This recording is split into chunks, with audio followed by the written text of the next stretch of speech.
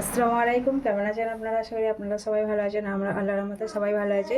তো আজকে আমি 3টে রেসিপি বানাবো। একটা হচ্ছে সরষে পোস্ত বাটা দিয়ে কাতলা মাছ রান্না করব, আর ঘিমের শাক আলু ভাজা করব, আর টমেটো ডাল করব। তো আপনারা দেখতে থাকুন। তো এখানে আমি নিয়েছি কাতলা মাছ, দেখতেই পাচ্ছেন। এই যে এখানে ভালো করে ধুয়ে পরিষ্কার করে আমি মশলা মাখিয়ে নিয়েছি, হলুদ গুঁড়ো, লঙ্কার গুঁড়ো আর লবণ দিয়ে মাখিয়ে নিয়েছি। আমার তেল গরম হয়ে গেছে, এবার আমি মাছগুলো দিয়ে দেবো।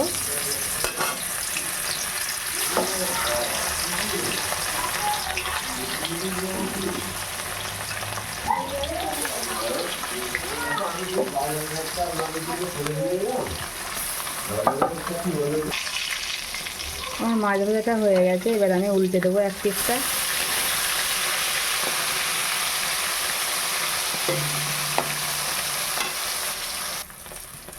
আমার মাছ ভাজাগুলো হয়ে গেছে, এবার তুলে নেব।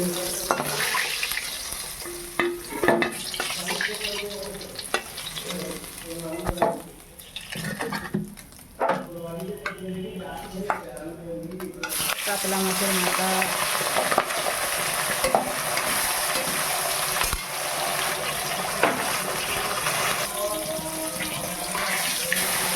এক পিসটা হয়ে গেছে, এবার উল্টে দেবো।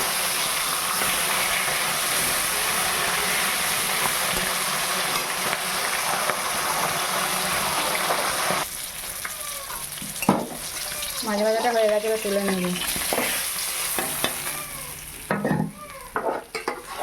এখানে দুটো বাটা মাছ আছে, এই বাটা মাছটা ভাজা আমার বড় বাবু খাবে, তো ভাজা করব।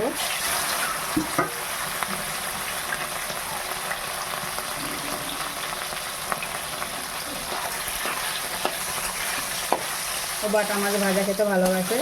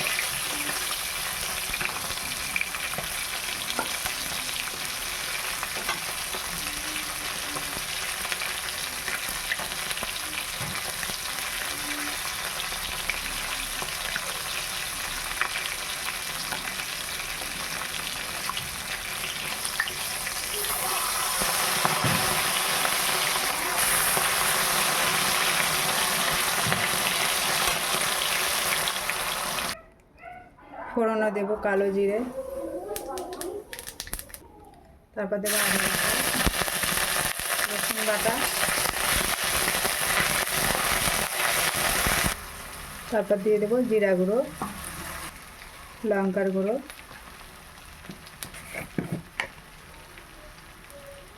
ধনে গুঁড়ো পরিমাণ মতো, হালকা হলুদ গুঁড়ো দেবো, দিয়ে ভালো করে কষিয়ে নেব। তারপর দিয়ে দেবো, এটা হচ্ছে পোস্ত বাটা,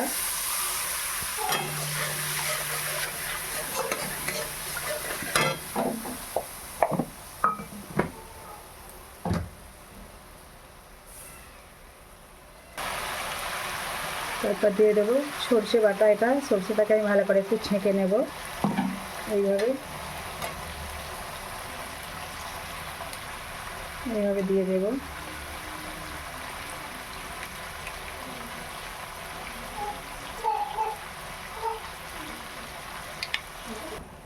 দেখুন বন্ধুরা, আমি সর্ষেটাকে এইভাবে ছেঁকে নিয়েছি। দেখুন কত খোলা, কিন্তু এই খোলা শুধু রান্না করলে বন্ধুরা তরকারিটা মানে তিতো হয়ে যাবে, সেই জন্য এটাকে আমি ছেঁকে দিয়েছি। আমার হয়ে গেছে। এবার দিয়ে দেবো পানি।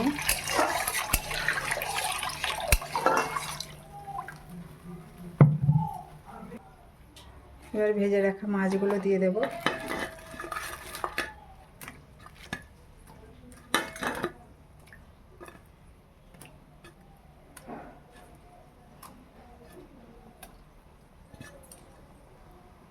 এবার দিয়ে দেবো চেরা কাঁচা লঙ্কা।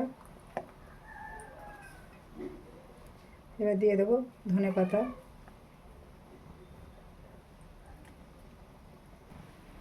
এবার দিয়ে দেবো পরিমাণ মতো লবণ।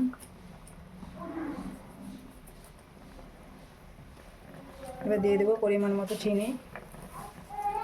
খুব বেশি দেবেন না, পরিমাণ মতো দেবেন। এবার 5 মিনিট আমি ঢাকা দিয়ে দেব।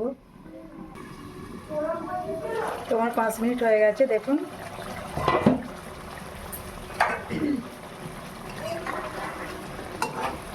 আমার এটা কমপ্লিট হয়ে গেছে। এবার আমি নামিয়ে নেব। এবার আমি ঘেমে শাক আলুটা ভাজা করব।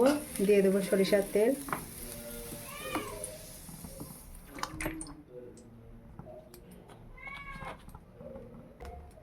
তেল গরম হয়ে গেছে। এবার দিয়ে দেবো শুকনো লঙ্কা।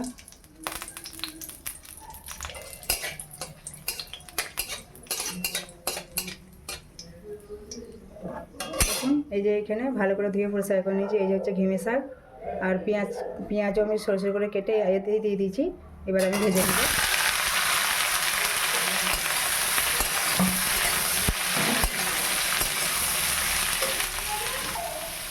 এবার দিয়ে দেবো লবণ। তারপর দিয়ে দেবো হলুদ গুঁড়ো।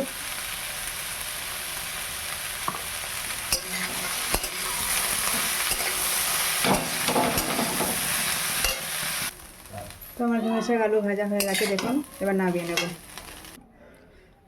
তো এবার ডালের জন্য আমি দিয়ে দেবো সাদা তেল, সর্ষের তেল।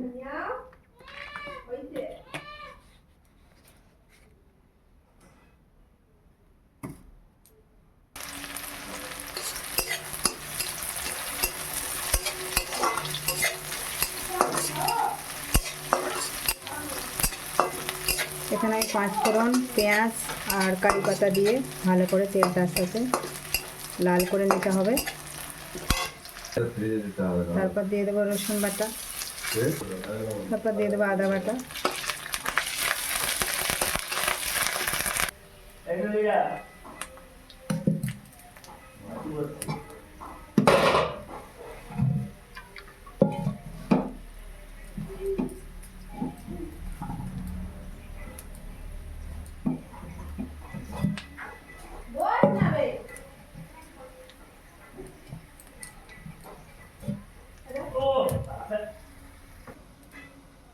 এবার দিয়ে দেবো ধনে পাতা কুচি।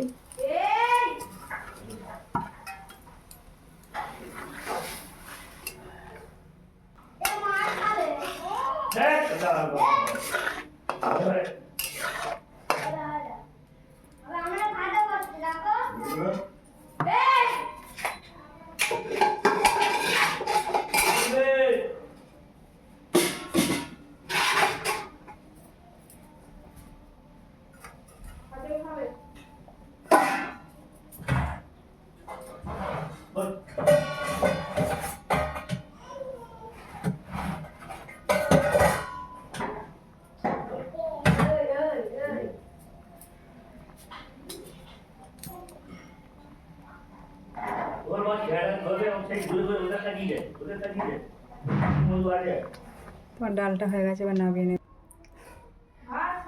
তো এই 3টে রেসিপি আপনাদের কেমন লাগলো অবশ্যই লাইক, কমেন্ট, শেয়ার করবেন। আমাকে সাপোর্ট করবেন, আমার পাশে থাকবেন। আমাকে একটু সাপোর্ট করবেন আপনারা। তো এখানেই আমি ভিডিওটা শেষ করছি। আল্লাহ হাফেজ।